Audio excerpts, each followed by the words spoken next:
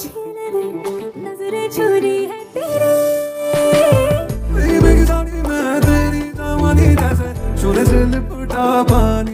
আরে এই সংটি আদনান সামির পুরনো ওরা ফিল দিচ্ছে না?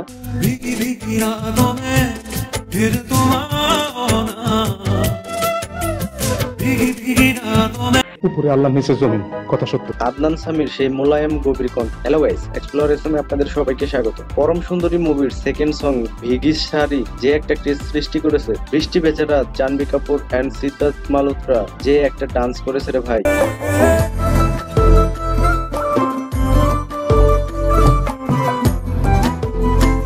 যেন নিউ রিলেশনশিপের ফিল নিয়ে আসলো মনে। অবশ্য নতুন প্রেমে পড়লে রোদেও বৃষ্টি বৃষ্টি ফিল আসে। আর যদি সাথে আদনান সামির মোলায়েম গভীর কণ্ঠ আর শ্রেয়া ঘোষালের সেই মিষ্টি সুর থাকে,